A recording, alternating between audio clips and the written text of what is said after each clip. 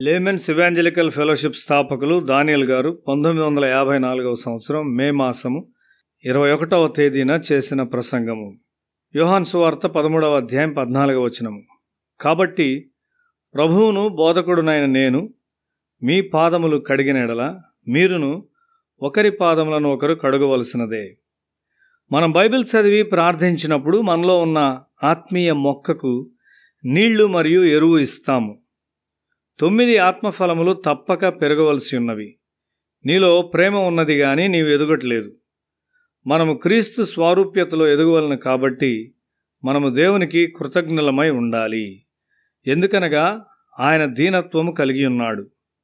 యేసు ఏ విధమైన కష్టము లేకుండా స్వచ్ఛందముగా వారి పాదములు కడిగాడు. అది ఆయన ఘనతకు కష్టము కలిగించునని ఆయన తలంచలేదు. అటువంటి ఆలోచన ఆయనకి ఎన్నడూ రాలేదు. మురికిలో ఉన్న బిడ్డను పైకి తీయుట తల్లి నీచమైనదిగా ఎన్నడూ తలంచదు. మనము దేవుని ఆత్మచేత పరిపాలించబడినప్పుడు ఏకత్వము కలిగి ఉంటాము.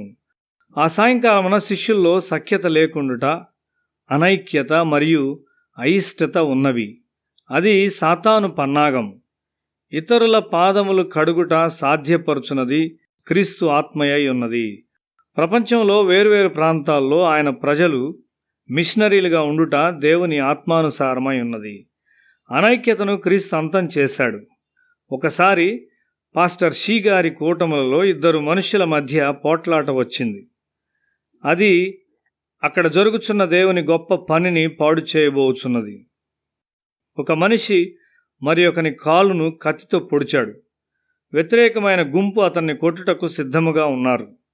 పాస్టర్ షీ వెళ్ళి రక్తము కారుచున్న కాలును తన చేతులతో తీసుకొని త్వరగా మెల్లగా కట్టుకట్టాడు. ఆ రెచ్చిపోయిన మనిషి అతని దీనత్వమును ప్రేమను చూచి ఆశ్చర్యపడ్డాడు. పాస్టర్ షీ గారు చేసింది స్వచ్ఛందమైనది, అది నటన కాదు. ప్రియ సహోదరులారా, సాతాను మనల్ని విభజించుటకు ప్రయత్నిస్తాడు. మీ శత్రువులను క్షమించండి అని పాస్టర్ షీ గారు చెప్పారు. కత్తిని ఉపయోగించిన మనిషి యొక్క పాపము కొరకు పాస్టర్ షీ పశ్చాత్తాపడ్డాడు. క్రీస్తు ఆత్మ సాతాను పెట్టిన చిచ్చుకు కారణమును పూర్తిగా తొలగించి వేశాడు. మనము ఒక్కటిగా ఉన్నట్లయితే ఆంధ్ర మరియు తమిళనాడును జయిస్తాం. అది సాధ్యమేనా అనుట బహుశా మన ఆలోచన మరియు మన విశ్వాస లేమి. కుస్తీ పోటీలో జయించాలనుకున్నవాడు కొన్నిసార్లు మొదట క్రింద పడతాడు. కాబట్టి మరి ఒకడు అతని మీద పడతాడు. అయితే మొదటివాడు లేచి వ్యతిరేకముగా ఉన్నవాడిని త్రిప్పివేస్తాడు. మనలను మనము తగ్గించుకున్నట్లయితే మనం మన శత్రువులను జయిస్తాం. యేసు తనను తాను తగ్గించుకున్నాడు. పేతురు ఆశ్చర్యపడ్డాడు. ఇతరుల పాదములను కడుగుట విషయము అతనికి ఎన్నడూ తటస్థించలేదు. మనము క్రీస్తు ప్రేమతో నింపబడి ఉండాలి. మనం ఇతరుల పాదములను కడగాలి. ఒక కుటుంబంలో భర్త తనకు తాను తగ్గించుకోవాలి.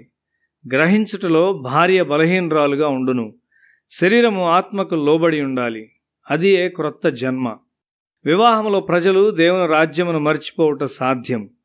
పెద్ద కట్నం తీసుకొనిన మనిషి దేవుని రాజ్యములో తక్కువ వానిగా ఉండును. నీవు దేవుని రాజ్యాన్ని వెతుకుచున్నావా, లేక ఒక జంతువు వలె బాగ్గా తినుచు త్రాగుచూ ఉన్నావా? నీవు ఒక దేవుని బిడ్డగా ఉండవలసి ఉన్నావు. దేవుని ఆలోచనలు మనిషి ఆలోచనలకు వ్యత్యాసమైనవి. మనము దేవునితో ఐక్యత కలిగి కుటుంబంలో ఐక్యత కలిగి ఉండవలసి ఉన్నాము. నీవు దేవుని కొరకు ఏదైనా సాధించాలని కోరుకున్నట్లయితే నీవు ఒక ఐక్యత గల వ్యక్తిత్వము కలిగి ఉండాలి. హృదయము మనస్సు తప్పక ఐక్యతలో ఉండాలి. లోకపు ఆలోచనలకు వ్యతిరేకమైన ఆలోచనలను దేవుని వాక్యం మనకిచ్చును. నీ భావాలు దేవుని తలంపుల ద్వారా నిర్ధారించబడవలసి ఉన్నది. డబ్బు విషయంలో మాత్రమే యూదా లోబడలేదు. అతని నాశనం చేయుటకు అది చాలును. దేవుడు మనల్ని ప్రేమించును మరియు ఆయన దృష్టిలో మన జీవితములు చాలా విలువైనవి. నా స్నేహితుడు ఒక చెడు తలంపును కలిగి ఉన్నాడు. అది అతన్ని పడిపోనట్లు చేసినది. అతడు దేవుని రాజ్యమునకు నిరుపయోగమైన వానిగా తయారయ్యాడు. దేవుడు మనలను పిలిచాడు. మన గ్రామంలో మనం ఒంటరిగా ఉన్నామని తలంచుట పాపము. ఎందుకనగా మన రక్షకుడు మనతో ఉన్నాడు. మనము క్రీస్తునకు చెందిన వారము. అది చాలును. యేసు పాదముల యొద్ద నీవు కూర్చొని నీలోని మస్టునంతటిని ఆయన కడిగివేయినంత వరకు ఆ స్థలమును విడిచిపెట్టవద్దు. యేసు పాదముల చెంత కూర్చొని ప్రార్థించు దంపతులు గొప్ప ఐక్యపరచబడిన వ్యక్తులుగా తయారై గొప్ప కార్యములు చేయుదురు.